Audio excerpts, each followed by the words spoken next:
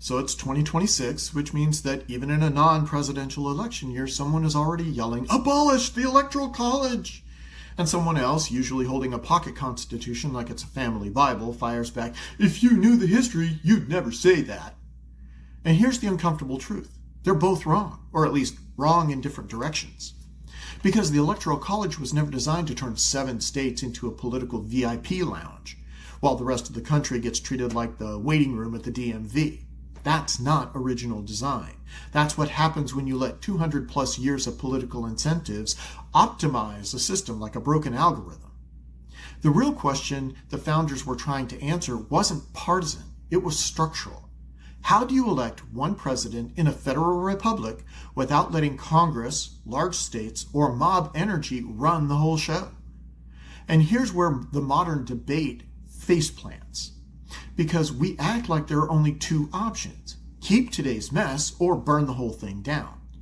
But there is a third option: fix the mechanism but keep the principle. But to do that, we need to separate what the system was designed to do from what they've quietly turned it into. So back in the 1787 Constitutional Convention, the delegates had a problem that no one had solved at this scale. How do you pick one executive for a bunch of semi-independent states that don't fully trust each other?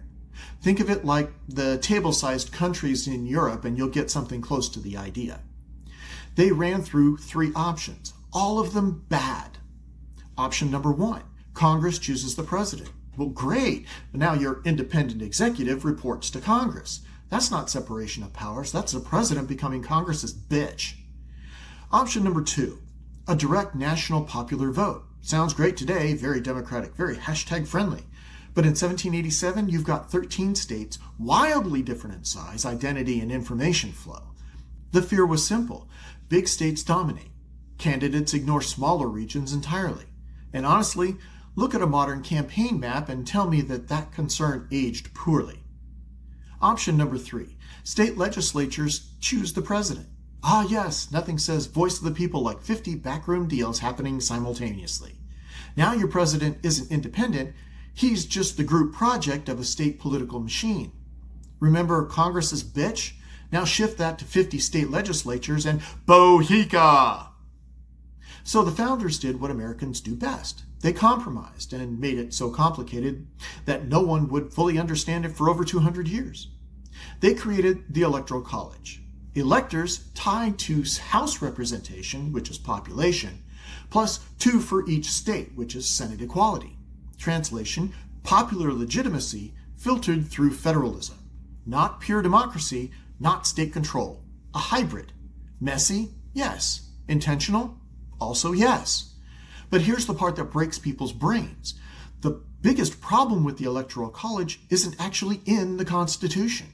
It's how the states bastardized it later. Winner take all? Not in the Constitution. Not required. Not even suggested.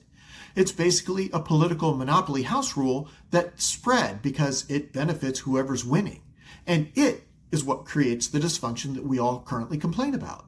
Safe states where presidential campaigns don't bother showing up. Swing states treated like the center of the political universe. Minority voters inside large states that are effectively erased. Elections decided by geographic coincidence instead of broad support.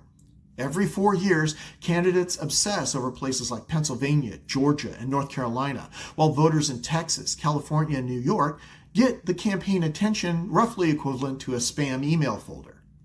And then we act surprised when people say, "My vote doesn't matter." It's not the Electoral College doing that. It's that winner-take-all rule sitting on top of it like chicken shit on a pump handle. So you may be asking yourself, what's the alternative?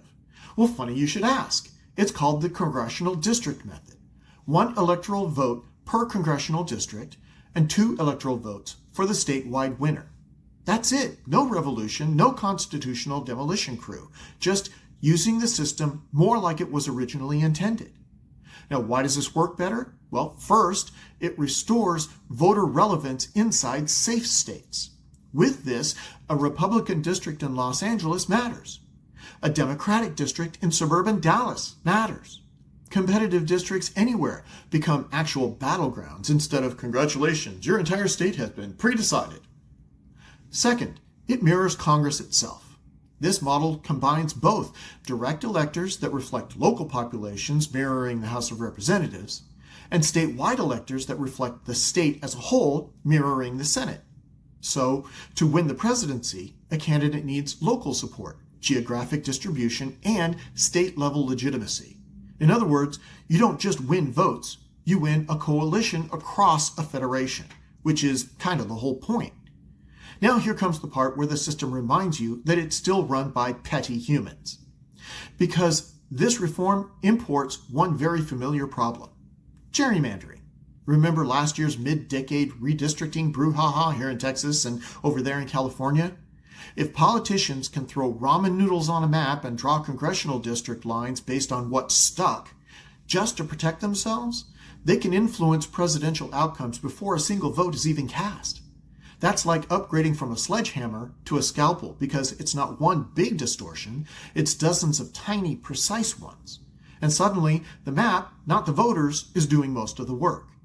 In other words, if politicians are grading their own test, don't be shocked when they all get an A+. And here's the deeper constitutional lesson. There is no perfect system, only trade-offs.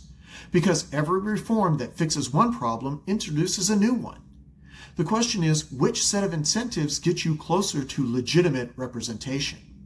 So the real solution isn't just district allocation. It's district allocation plus independent redistricting. That means independent citizen commissions, compact logical districts, respect for cities and counties, transparent map making, and judicial checks on partisan bias. With those protections in place, the Electoral College can actually do what it was built to do: preserve federalism, reflect state identity, require distributed national support, and maintain executive independence, all without preserving the worst distortion we've ever layered onto it: winner take all. That's not abolition, that's maintenance, a very long overdue maintenance. So the next time someone says Google the history of the Electoral College, you might find something ironic. History doesn't clearly support its abolition. But it definitely doesn't defend what we're doing now. Because the original goal was never, let's create a system where 7 states decide everything. It was federal legitimacy, balanced power, and distributed support. The states matter because the union is made of states. That idea still holds. But the mechanism needs an update. So the real question isn't, should the Electoral College survive? It's this: can we preserve federalism without letting mapmakers quietly choose the president? Because if we can't answer that, we're not arguing about democracy. We're just arguing about which distortion we prefer. And that's not a system. That's a workaround.